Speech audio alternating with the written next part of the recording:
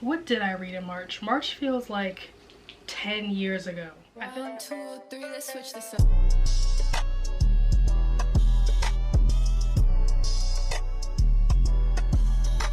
Hello and welcome back, or welcome to my channel if you are new here. Today I'm going to be going through all the books that I read for the month of March. So if you are interested to see what I read and what my thoughts are, then keep on watching. So if you've been around my channel for a while, if you've caught up with me on sprints and things like that, then you probably already know that I had a birthday, I started a new job, and I also lost 2 grandparents in the last month.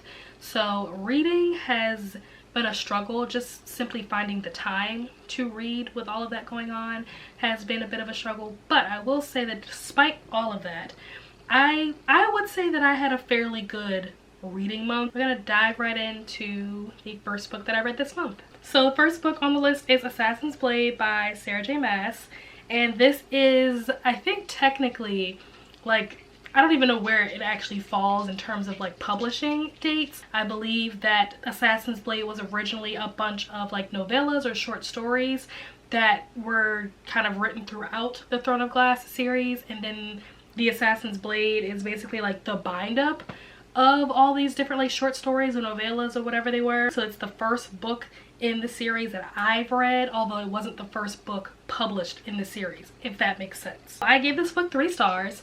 I wasn't a huge fan, I'm not gonna lie. I know that Throne of Glass is a beloved series, as are all of Sarah J Maas's series, but I wasn't a huge fan of this book. I found myself like just trying to hurry up and get through it because I just didn't care. I guess I didn't really feel invested, or I didn't really connect. Like, I don't know. I feel like the stakes maybe weren't high enough. This story follows Selena. She is the main character in the story, and I'm assuming that she's also the main character throughout the series. So she's an assassin and she gets sent on like different missions, and she gets sent to a training camp, and different things happen throughout the story. Like I said, it's a bunch of different short stories, so it's kind of hard to tell you like what the book itself is about because each story is kind of about something different. Also, I could not stand, what is the character's name? Not Scott. Sam, that was his name. I called him Scott. And it wasn't even him. Like, he didn't necessarily do anything, but just her. It was her. It was Selena. She just kept finding reasons to talk about him, to bring him up, to think about him. Like, every other page, something about Sam. Sam this, Sam that, Sam would want this, Sam wouldn't want that. I wonder what Sam's doing. Like, oh my gosh. Like, please stop talking about this man. There were stories that Sam wasn't even a part of, and yet somehow he was still a part of it. I'll give it one more shot. I will read technically the first book in the series, which is Throne of Glass, but if that doesn't do it for me, then we're just gonna call it a wrap, and I'm not even gonna bother, because as you get further and further into the series, the books get bigger and bigger. I think like the last book is like over 1,000 pages. I'm not gonna read a book that's that long that I don't really care about. The next book that I read was X's and O's by Amy Lee, and I gave this book 3.75 stars. So this book was cute. I think what I didn't love about it was that it seemed like the author was trying to be very like current and like trendy, and like, I don't know, it felt like a book at times. It felt like a book that was written by an older person that was trying to prove that they were still young and hip. Like, there were just too many pop culture references and stuff, and I'm like, okay, like, we get it. But this book follows, what was her name? Tara, I think is her name. Tara and Trevor, I think was their names. And Tara is moving into, I believe, her sister's husband's old apartment, and she is now the roommate to the guy that was already living there with her sister's husband before he got married and moved out of there. That would be Trevor. Trevor is now her new roommate. And just the way this book started off was crazy. Like, the moment she walked in, literally the moment she walked in the door of the apartment, was like, oh wow, this book is gonna be wild. And Tara is a bookstagrammer, and Tara decides that instead of trying to go out there and meet someone new, it would just be easier for her to go back through her little black book, so to speak, and just call up all of her old, ex-boyfriends and see if she can make something work with one of them. And Trevor basically is like her her wingman or like her coach. So he's like trying to tell her like, oh, like here's how you should text them, this is what you should say. It was a very cute story. The characters definitely grew on me. It was funny, and I gave this book 3.75 stars. The next book that I read was How to Survive Your Murder by Danielle Valentine, and this was one of the books that I had on my 5-star predictions for 2023. And while it was not a 5-star read, it was a 4.5-star read, so very close. Better than nothing, I'll take it. But this book follows Alice and her friends and sister. They all go to this party on Halloween, and it's like outside, and there's like a corn maze, and then Alice goes into the corn maze to look for her sister, and when she goes in there, she finds her sister, and then her sister ends up getting attacked by this guy with a chainsaw. And so her sister dies. Alice is going to go to the trial. Obviously, it's the trial for her sister's murderer, or alleged murderer. And she goes to the trial, and while she's there, while she's in the courthouse, she goes to the bathroom or something and gets knocked out by this girl who looks like Sidney Prescott, Scream reference. And then she basically time travels basically back to the day that the murder took place. She spends the majority of the book trying to like relive this night, trying to do things differently, trying to figure out who is out to get these girls, because more than just her sister died that night. So she's trying to save basically all the victims from that night, while also trying to figure out who is behind it, who is doing this in the first place. I, figured out who it was pretty early on, honestly. But I think that if you're not like an avid, thriller or mystery person, then you probably wouldn't. It wouldn't be like super duper obvious who it is. But I really enjoyed it. It was a great time. I thoroughly enjoyed my experience of reading this book. And I'm a big Scream fan, so all of the references to Scream and even the references to other horror movies like Halloween and Texas Chainsaw, I'm a big, fan of stuff like that. I absolutely adore the Scream franchise. So I had a blast reading this book.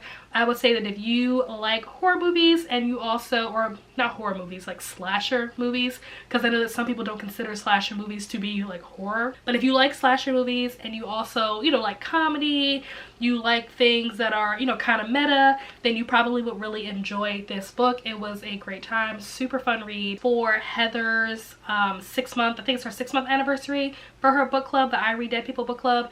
And so we all read different classics, and then we all got together and did live, and we talked about the books that we read. And so the book that I read for that purpose was The Blacker the Berry by Wallace Thurman, I believe is the author. It's a very short book, a lot of information packed into this little tiny book. And this book follows Emma Lou, I believe was her name. And Emma Lou is a Black American. She's dark skinned, and so she is trying to navigate the world in like the 20s or 30s as a dark-skinned woman in a world, or in a society that prefers and gives preferential treatment to those who are fair skinned. Colorism is still very much a thing, but of course it was much more prevalent and much more blatant back then. And it's just the story of her trying to navigate that in her hometown. Then she leaves her hometown, she moves to California, and she still experiences these prejudices towards her because of her skin color. And then she ends up moving to, I think, New York and Harlem, and she still experiences it there. And it just documents her struggles and all the different ways that she comes across it, and all the different ways that she tries to combat it, all the different things that she tries to do to herself, which was very concerning to read, all these things that she was doing to herself to try to make herself lighter or be more accepted in society. And it really just breaks down colorism. For anybody who doesn't know what it is or doesn't understand why it exists, this would be a great place to start. I will say that this book, very similar to Passing, which I read in February, apparently books that were written around the same time period in like the 20s, 30s, for some reason they tend to just end their books very abruptly. So there is not like a satisfying ending. It just kind of ends. So it would be nice if there was some kind of like follow-up. I gave this book 4 stars. I do definitely recommend this book. Very interesting read. It was definitely very relatable at times, almost too relatable sometimes. There were moments where I would be reading this book and I would forget that this book was published in 1929, because some of the things that are talked about in this book are things that are still very much still present in today's society. You would think that by now we would have grown past some of this stuff, but we actually haven't. So there were definitely moments where I'm like, oh yeah, this book was written like 100 years ago. but it would still feel like very present. The next book is Every Last Secret by A.R. I believe it's Tor or Torre. I'm not sure how you say the last name. This is my kind of story. This book was exactly what I like to read or like watch in movies. This book follows Nina and Kat. They are the two main female characters in this story. Nina is married to Matt and Kat is married to William. Kat is a rich housewife and William, her husband, runs his own like business. I forget what they do. They do something in like the medical field, making like technology or something for the medical field. Doesn't matter. Just know that he's rich. He has his own company. He's super rich. They live in this really, you know, nice gated bougie neighborhood. And so Nina and Matt are new to the neighborhood and they end up buying the house that is right next door to Kat and William. And Nina is also a new employee at William's company. And I don't want to give too much away, but these women are wild. Nina is basically trying to get William to fall in love with her, and Kat is like, you can try it if you want to. They are both very smart and also like deceitful and conniving. Now I will say that this book does involve the cheating trope, so if that is not something that you like to read about, then maybe skip this one. I gave this book 4.75 stars. I enjoyed every second of reading this, like the experience that I had reading this. This was a book that I constantly like couldn't wait to pick back up. And the last book that I read for the month of March, and for those of you who know when I actually finished this book, mind your business, it is Hood Feminism by Mickey Kendall. And this book was also very interesting, another nonfiction. This book basically takes a look at feminism, but from the perspective of more marginalized groups and minority groups, which I thought was a really interesting concept just in general. I do not claim to be a feminist. I don't think that I would qualify to be a feminist, honestly. But for those who are or who do identify that way, I do definitely recommend checking this book out. One of the things that was very fascinating about this book is that it basically talks about how feminism, mainstream feminism I should say, that is often led by white women, doesn't take into account the needs of all women. It purports to, but it doesn't actually. And so the author in this book takes it upon, you know, herself to point out a lot of the different areas where the mainstream feminist movement fails to include all women. All women being women that are disabled, women that are, you know, trans, that are part of the LGBTQ community, that are Asian, that are Hispanic, that are Black, any of those more marginalized minority groups. There were a lot of feminist issues that the author often points out that these issues are not necessarily seen as being specifically feminist issues, but they are. And because they're not seen as being feminist issues, they are often not at the forefront of the mainstream feminist movement. It was very eye-opening. There's definitely a lot of things that I learned from reading this book, things that I was not aware of that had happened, you know, in history.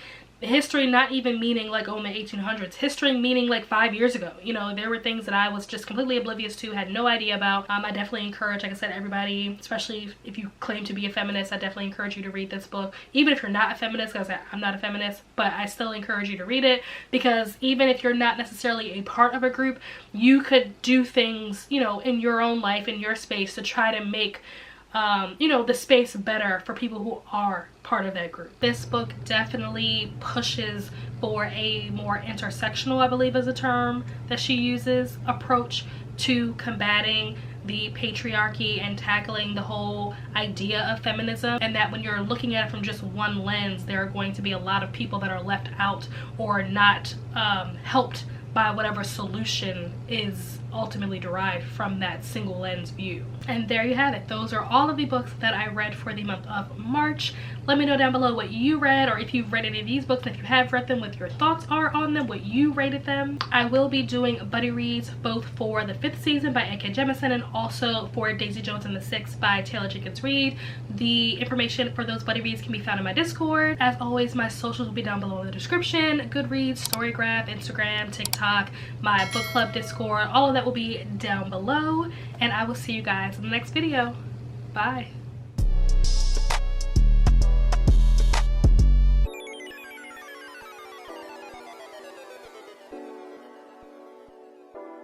The next book that I read was I forgot what it was called.